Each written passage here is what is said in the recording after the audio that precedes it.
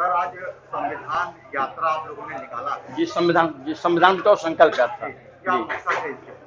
इसमें इस सरकार संविधान को नष्ट करना चाहती है और सरकार अपने तरीके का संविधान जिसमें गरीब, वंचित, शोषित, उपेक्षित को पूरी तरह से नष्ट कर देना चाहती है और इस देश में पूंजीवादी व्यवस्था स्थापित करना चाहती है, उद्योगपतियों को स्थापित करना चाहती है। जैसा कि काफी समय से पिछले 7-8 साल से सरकार इस देश की संपत्ति को उद्योगपतियों के हाथ में बेच रही है। इसलिए आवाज न उठे, आवाज इसको बेचने में जो व्यवधान उत्पन्न हो रहा है वो संविधान की वजह से, क्योंकि संविधान में बोलने का अधिकार दिया गया है, संविधान में बोलने की स्वतंत्रता है। इसलिए जब भी ये कोई गलत काम करते हैं, जब आवाज उठती है तो ये फिर इनको रुकना पड़ता है, सहमना पड़ता है। इसलिए ये सहम जाते हैं। इसलिए उस संविधान को नष्ट करके ये पूरी तरह से इस देश को पूंजीपतियों के हवाले कर देना चाहते हैं। लेकिन हम लोग जानते हैं कि 90 साल में हमारे पुरखों ने कितने संघर्ष के बाद इस आजादी की पाई थी। उस संघर्ष को हम जानते हैं, हमने इतिहासों में पढ़ा है, हमने सुना है। इसलिए हमें उसका कष्ट और मर्म मालूम है। इसलिए हम दोबारा इस देश को गुलाम नहीं बनने देना चाहते और इसलिए संविधान को जिंदा रहना चाहते हैं। और वो तभी संभव है जब बाबा साहब भीमराव अम्बेडकर साहब का संविधान जीवित रहेगा, तभी। और इसका बहुतायत वर्ग, आरएसएस वालों को छोड़ करके सभी इसके हिमायती हैं संविधान की। प्रदेश अध्यक्ष जी, आपको कब लगा कि संविधान खतरे में है? कोई एक दो घटनाएं अभी तो बहुत अच्छा, आपने बहुत अच्छा प्रश्न कर लिया।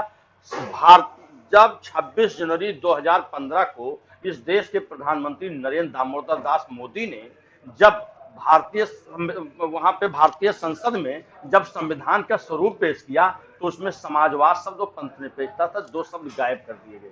उसके बाद हमारे प्रदेश के मुख्यमंत्री अजय सिंह बिष्ट जी ने विधानसभा में कहा कि यह देश जो है वो समाजवाद से नहीं रामराज से चलेगा, तब। और तीसरा, जब इस आरएसएस के नेता राकेश सिन्हा ने एक प्राइवेट मेंबर बिल लेके आए राज्यसभा में, उन्होंने कहा समाजवाद शब्द की जरूरत नहीं है, तब। फिर एनआरसी में जब धर्मनिरपेक्षता को नष्ट किया गया, तब। और तीसरा, जब इस संघ के दूसरे संचालक थे गोलवरकर ने अपनी किताब लिखी बंच ऑफ थॉट्स में उन्होंने लिखा कि इस लोगों को इस देश में 3 चीजों से दूर रहना चाहिए, उनसे नफरत करनी, उनसे बचना चाहिए, मुसलमान, ईसाई और कम्युनिस्ट।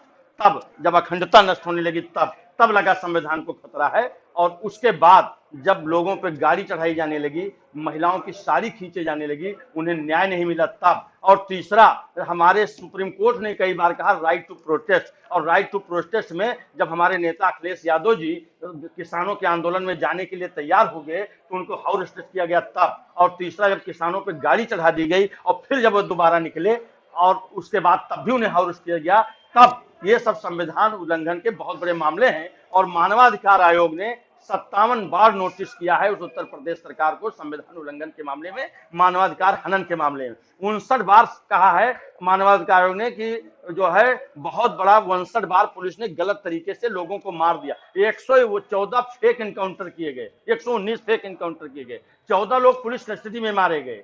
ये 5 बार उस पर भी मानवाधिकार आयोग ने नोटिस किया, तब ये इतने उदाहरण हैं। और इस पे तो लंबी फेहरिस्त है, मैं इस पे 5 घंटे बोल सकता हूं, इतना संविधान का हनन किया गया है। तब संविधान बचाओ संकल्प यात्रा निकालनी पड़ी कि दलित, वंचित, शोषित, उपेक्षित तब बचेगा जब संविधान बचेगा, तब। सर, आपको लगता है कि ये मुद्दे आगामी विधानसभा चुनाव में पब्लिक जो है वो फ्रंट पे रखेगी?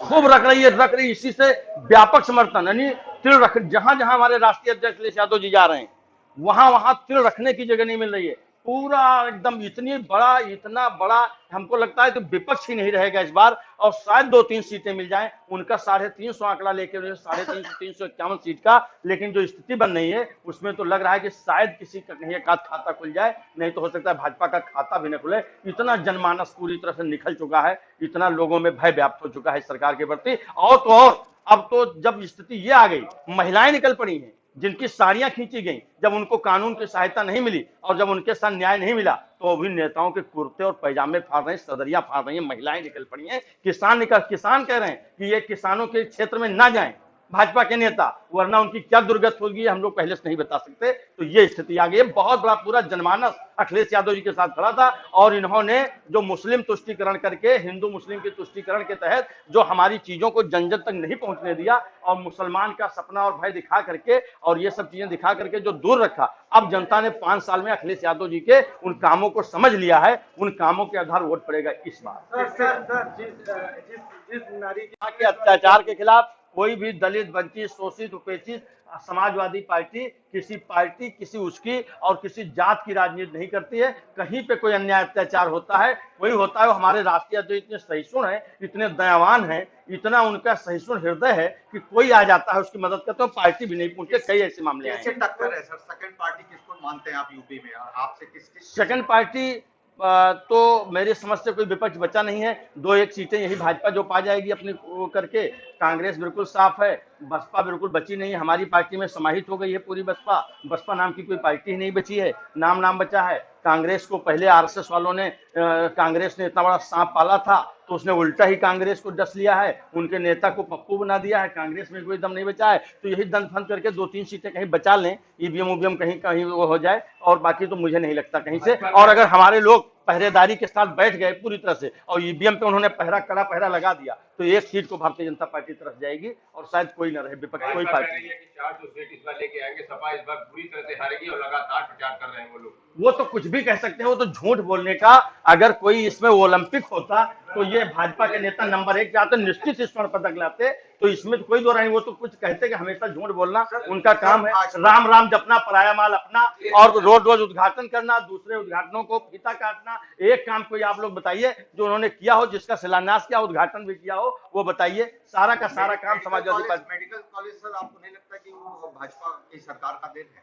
भाई कौन सा मेडिकल, सारा राम मनोहर लोहिया और सारी चीजें जो भी बनाया है, मेदांता, कैंसर इंस्टीट्यूट, सब तो राष्ट्रीय अध्यक्ष का दिया हुआ है। अब गली में कोई अस्पताल किसी भाजपा नेता ने खुलवा लिया हो 5 बेड का तो मैं नहीं जानता, लेकिन कोई प्रदेश सरकार का कोई योगदान है, उसने कोई बड़ा हॉस्पिटल बनाया है। अगर वो होता तो आज भी अमित शाह जी एम्स में इलाज कराने जाते हैं, जिस कांग्रेस को रात दिन गालियां देते हैं, उसी के बनाए हुए एम्स में जाते हैं। इनका कोई अस्पताल बनाया हो तो बताइए। इस तरह का एम्स और AIIMS PGI doctor Ram Manohar Lohia की तर्ज पे कोई हॉस्पिटल भारतीय जनता पार्टी ने बताया हो तो बताइए। महिला की साड़ी खींची गई थी, अभी तक पार्टी का कोई भी कार्यकर्ता उनसे मिलने तक नहीं गया। अरे मैं पैरवी कर रहा हूं, मैं अधिवक्ता सभा की, मेरी अधिवक्ता सभा, मेरी टीम लगी, हमने जमानत खारिज करवाया है उन अपराधियों की, और उनकी हाईकोर्ट में मुकदमा लड़ रहे हैं। यहां भी जमानत जल्दी नहीं होने पाएगी। हम लोग खड़ा विरोध कर रहे हैं, पूरी समाजवादी पार्टी साथ है। और जैसा आपने कहा कि वो समाजवादी पार्टी की महिला, एक घटना इसमें और लगी हुई आपको बता दूं, 32 लोग कोरोना के समय आ रहे थे और पूरी ट्रकों से लदे हुए, और बिहार के लोग थे और यूपी के भी नहीं थे, वो समाजवादी पार्टी से भी नहीं थे, समाजवादी पार्टी की सरकार नहीं थी, और सरकार मदद देने में पीछे रह गई, कोई मदद नहीं पहुंची।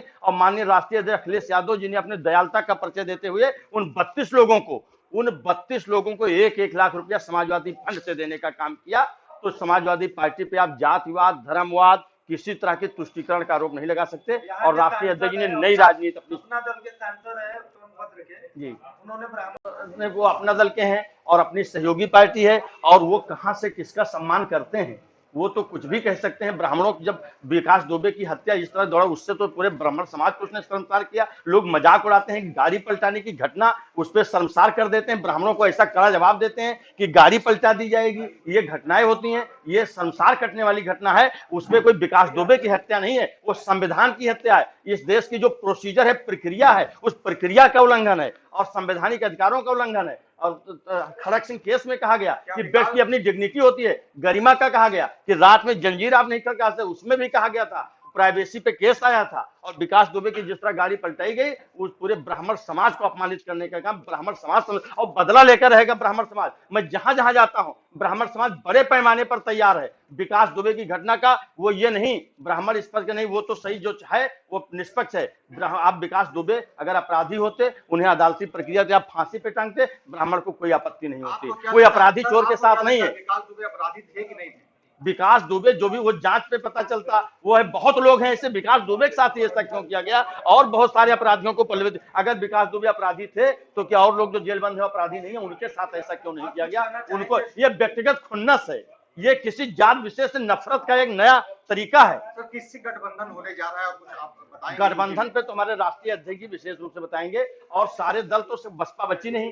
कांग्रेस बड़े दल से उन्होंने कहा, खैर कहने तथाकथित बड़ा दल है, लेकिन अब बड़ा दल है, तथाकथित भी है, तो भी समझौता नहीं होने जा रहा है। राष्ट्रीय अध्यक्ष जी ने बताया बाकी सारी चीजों से अब बचा ही है किससे समझौता, सब तो आ चुके। राजभर जी से समझौता हो गया, बहुत उन्होंने कहा 1 सीट पे नहीं हम मांगेंगे, और जो भी समाजवादी पार्टी कहेगी वो करेंगे। कोरोना काल में